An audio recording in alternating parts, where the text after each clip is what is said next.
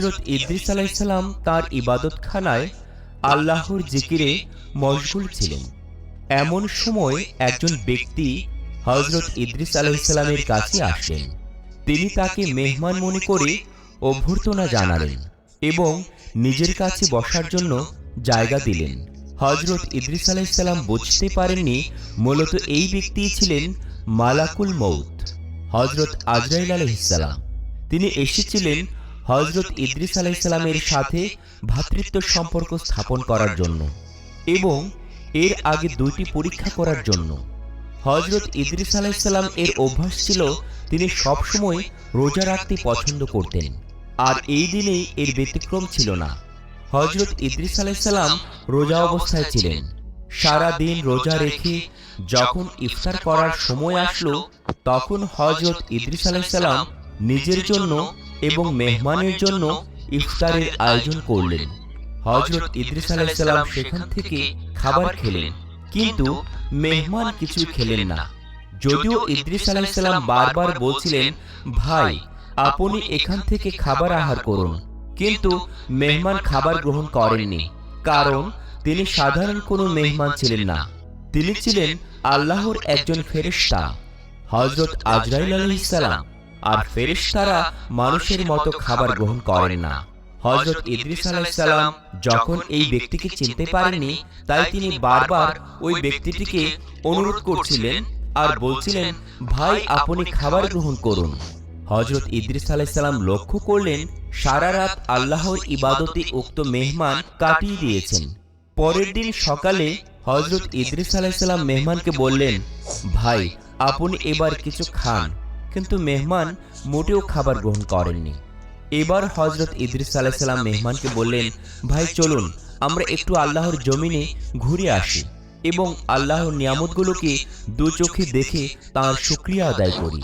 হযরত ইদ্রিস আলাইহিস সালামের কথায় মেহমান রাজি হলো, তাকে নিয়ে বের হলেন। তারা দুজনে হাঁটতে হাঁটতে অনেক দূর চলে গেলেন। হঠাৎ তাদের সামনে পড়ল একটি বাগান, আর এই বাগানে সব ধরনের ফল ছিল।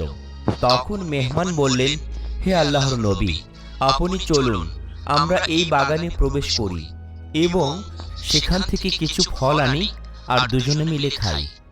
হযরত ইদ্রিস আলাইহিস সালাম মেহমানের কথা শুনে রাগান্বিত হলেন আর বললেন, আপনি তো এক আশ্চর্য মানুষ। আপনি কি জানেন না মানুষের সম্পদ না জানিয়ে ভক্ষণ করা আল্লাহ তাআলা পছন্দ করেন না? এটা হারাম। হযরত ইদ্রিস আলাইহিস সালামের কথা শুনে মেহমান কোনো কিছু বললেন না, বরং চুপ করে রইলেন। কেননা এই যে আল্লাহ তাআলার নূরের ফেরেশতা মালাকুল মউত আজরাইল আলাইহিস সালাম, তিনি তো হযরত ইদ্রিস আলাইহিস সালামকে পরীক্ষা করছিলেন মানুষের সম্পদের প্রতি হযরত ইদ্রিস আলাইহিস সালামের কোনো লোভ আছে কিনা। তারপর তারা দুজনে আবার হাঁটতে শুরু করলেন। হাঁটতে হাঁটতে একটি মাঠে গিয়ে উপস্থিত হলেন। এই মাঠে ছিল অনেক ছাগল, আর এই ছাগলগুলোকে দেখে মেহমান বললেন, হে আল্লাহর নবী, চলুন আমরা এই ছাগলগুলো থেকে একটি ছাগল এনে জবাই করে তার গোশত ভক্ষণ করি। হযরত ইদ্রিস আলাইহিস সালাম এবারও বললেন, আপনি তো আজব মানুষ। হালাল খাবার আপনার ভালো লাগে না, আর মানুষের হারাম সম্পদ আপনার কাছে খুব ভালো লাগে। আপনি কি জানেন না মানুষের সম্পদ না জানিয়ে ভক্ষণ করা আল্লাহ হারাম করেছেন? এবারও হযরত ইদ্রিস আলাইহিস সালামের কথায় তিনি কোনো প্রতিবাদ করলেন না। এভাবেই তারা দুজনে সারাদিন হাঁটলেন। আল্লাহ তাআলার নিয়ামত দেখে সন্ধ্যার সময় আবার তারা বাড়িতে ফিরে আসলেন। এভাবেই উক্ত মেহমান 3 দিন পর্যন্ত হযরত ইদ্রিস আলাইহিস সালামের সাহচর্যে থাকলেন।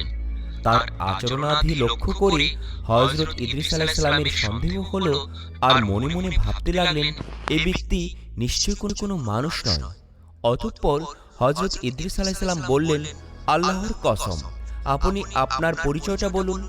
তখন মেহমান বললেন, আমি কোনো মানুষ নই, আমি আল্লাহ তাআলার একজন ফেরেশতা, আর আমার নাম মালাকুল মউত আজরাইল আলাইহিস সালাম। হযরত ইদ্রিস আলাইহিস সালাম বললেন, আপনি কি দুনিয়ার যাবতীয় প্রাণীর জান কবজ করে থাকেন? মালাকুল মউত বললেন, হ্যাঁ। হযরত ইদ্রিস আলাইহিস সালাম আবারও জিজ্ঞাসা করলেন, তবে কি আপনি আমার জান কবজ করতে এসেছেন? মালাকুল মউত বললেন, না, আমি আপনার সাথে ভ্রাতৃত্ব স্থাপন করার জন্য এসেছি। আমার একান্ত বাসনা আপনিও আমার এই প্রস্তাবে রাজি হবেন। হযরত ইদ্রিস আলাইহিস সালাম বললেন, আমি আপনার সাথে ভ্রাতৃত্ব স্থাপন করতে রাজি আছি একটি শর্তে। আপনি যদি আমাকে একবার মৃত্যুর অবস্থাটা উপভোগ করান, আর যদি এখনই করান তাহলে আমার অনেক উপকার হতো। মৃত্যুর ভয়ে আমি আরো বেশি করে আল্লাহর ইবাদত করতে পারতাম। তখন মালাকুল মউত বললেন, আল্লাহর অনুমতি ছাড়া আমি এই কাজ করতে পারবো না, আর আল্লাহ এখনো আপনার জান কবজ করার হুকুম আমাকে দেননি। হযরত ইদ্রিস আলাইহিস সালাম বললেন, আপনি তাহলে আল্লাহর নিকট অনুমতি চেয়ে নিন। মালাকুল মউত আল্লাহর নিকট অনুমতি চাইলে আল্লাহ তাকে অনুমতি দেন। মালাকুল মউত তখন হযরত ইদ্রিস আলাইহিস সালামকে বললেন, হে আল্লাহর নবী, আল্লাহ তাআলা আমাকে অনুমতি দিয়েছেন আমি যেন আপনার জান কবজ করি। হযরত ইদ্রিস আলাইহিস সালাম তখন খুশি হলেন আর বললেন, আপনি আপনার কাজ শুরু করুন। এরপর মালাকুল মউত হযরত ইদ্রিস আলাইহিস সালামের জান কবজ করার জন্য পরিপূর্ণ প্রস্তুতি নিয়ে তাকে জমিনে শুইয়ে দিলেন। অতঃপর হযরত ইদ্রিস আলাইহিস সালাম এর জান কবজ করতে শুরু করলেন। হযরত ইদ্রিস আলাইহিস সালাম এর যেন কোনো কষ্ট না হয়, এজন্য তার জান আস্তে আস্তে কবজ করছিলেন। জান কবজ করার পর আল্লাহর হুকুমে হযরত ইদ্রিস আলাইহিস সালামের শরীরে আবার রূহ ফিরিয়ে দেয়া হয়। পুনরায় হযরত ইদ্রিস আলাইহিস সালাম আবারও জীবিত হন। তখন হযরত আজরাইল আলাইহিস সালাম প্রশ্ন করলেন, ভাই ইদ্রিস, মৃত্যুর যন্ত্রণা আপনিও কেমন অনুভব করেছেন? তখন হযরত ইদ্রিস আলাইহিস সালাম বললেন, হে মালাকুল মউত, মৃত্যুর যন্ত্রণা আমার কাছে মনে হয়েছে যেন কোনো জীবিত প্রাণীর শরীরের চামড়া মাথা হতে পা পর্যন্ত খসে তুলে ফেললে প্রাণীটির যে রূপ কষ্ট হয় তার চেয়ে হাজার হাজার গুণ বেশি আমার কষ্ট হয়েছে। হযরত আজরাইল আলাইহিস সালাম তখন বললেন, হে আল্লাহর নবী হযরত ইদ্রিস আলাইহিস সালাম, আপনি শুনে রাখুন, আমি আজ পর্যন্ত যত জান কবজ করেছি এত সহজে কারো জান কবজ করিনি। আমি এত সহজে জান কবজ করার পরও যেহেতু আপনার কষ্ট হয়েছে, এজন্য আপনার নিকট আমি আপনার কাছে ক্ষমা প্রার্থী। মেহেরবানি করে আপনি আমাকে ক্ষমার দৃষ্টিতে দেখবেন। হযরত ইদ্রিস আলাইহিস সালাম তখন বললেন, হে মালাকুল মউত, আপনি যেহেতু আমাকে ইচ্ছে করে কষ্ট দেননি, তাই আপনাকে আমার কাছে ক্ষমা চাইতে হবে না। যাই হোক, যখন ইদ্রিস আলাইহিস সালামের জান কবজ করা হলো এবং রূহ আবার দেহে ফিরিয়ে দেওয়া হলো, হযরত ইদ্রিস আলাইহিস সালাম হযরত আজরাইল আলাইহিস সালামকে বললেন, ভাই, আমার উদ্দেশ্য ছিল আমার জান কবজ করার মাধ্যমে আমি মৃত্যুর স্বাদ অনুভব করব, আর এর মাধ্যমে আল্লাহ তাআলার ইবাদতের প্রতি আরো মগ্ন হব। যেহেতু আমি মৃত্যুর স্বাদ অনুভব করতে পেরেছি, এখন আপনার কাছে আমার আরেকটা অনুরোধ আছে। অনুরোধটি হচ্ছে, আপনি আল্লাহর কাছে আরেকটি ফরিয়াদ করুন, আমাকে যেন জাহান্নাম দেখার ব্যবস্থা করে দেন। আমার মনে জাহান্নাম দেখার স্বাদ জেগেছে। আপনি যদি আমাকে জাহান্নাম দেখাতেন তবে আমি জাহান্নামের ভয়ে ইবাদত বন্দেগীতে আরো বেশি মনোযোগী হতে পারতাম। হযরত আজরাইল আলাইহিস সালাম যখন আল্লাহর কাছে ফরিয়াদ জানালেন, তখন তাকে অনুমতি দিলেন যেন হজকে জাহান্নামে নিয়ে গিয়ে সচক্ষে দেখে আনেন। হযরত আজরাইল আলাইহিস সালাম বললেন, হে আল্লাহর নবী, আপনি আমার সাথে চলুন। আল্লাহ তাআলা আমাকে অনুমতি দিয়েছেন যেন আপনাকে আমি জাহান্নাম দেখিয়ে আনি। এরপর হযরত আজরাইল আলাইহিস সালাম হযরত ইদ্রিস আলাইহিস সালামকে নিয়ে রওনা দিলেন। চলতে চলতে আল্লাহর তৈরি জাহান্নামের কাছে গিয়ে উপস্থিত হলেন। জাহান্নাম দেখে, জাহান্নামের ভয়াবহ শাস্তি দেখে হযরত ইদ্রিস আলাইহিস সালাম একটি চিৎকার দিলেন আর ভয়ে বেহুশ হয়ে পড়লেন। হযরত ইদ্রিস আলাইহিস সালাম জাহান্নাম ঘুরে দু চোখের পানি ছেড়ে দিলেন এবং কান্না করতে শুরু করলেন। জাহান্নামের বিভীষিকাময় শাস্তি সবকিছু দেখার পর হযরত ইদ্রিস আলাইহিস সালাম হযরত আজরাইল আলাইহিস সালামকে বললেন, ভাই, আপনি আমাকে মৃত্যুর যন্ত্রণা আস্বাদন করিয়েছেন, আপনি আমাকে জাহান্নাম দেখিয়েছেন। এই দুটির মাধ্যমে আমার হৃদয়ে আল্লাহ তাআলার ইবাদত বন্দেগী করার প্রচণ্ড ইচ্ছা জেগেছে। আমি যতদিন বেঁচে থাকি আল্লাহ তাআলার ইবাদত বন্দেগীতে সময় পার করব এবং আমার উম্মতদেরকে সব সময় বোঝাবো আমি সচক্ষে জাহান্নাম দেখেছি আর মৃত্যুর যন্ত্রণা অনুভব করেছি। মৃত্যুর যন্ত্রণা অনেক কঠিন এবং জাহান্নাম খুবই ভয়াবহ একটি স্থান। সেখানে শাস্তি সহ্য করার মতো ক্ষমতা কারো নেই। হযরত ইদ্রিস আলাইহিস সালাম মনে মনে একটি ফন্দি আঁটলেন, যে ফন্দি কৌশলের কথা হযরত আজরাইল আলাইহিস সালামকে বুঝতে দিলেন না। হযরত ইদ্রিস আলাইহিস সালাম হযরত আজরাইল আলাইহিস সালামের হাত ধরে বললেন, ভাই, আমার আরেকটি অনুরোধ রয়েছে। মেহেরবানি করে ভ্রাতৃত্বের বন্ধনের কারণে আমার অনুরোধটি আপনি ফেলবেন না। হযরত আজরাইল আলাইহিস সালাম তখন হেসে দিলেন আর বললেন, আপনার আবার কি অনুরোধ?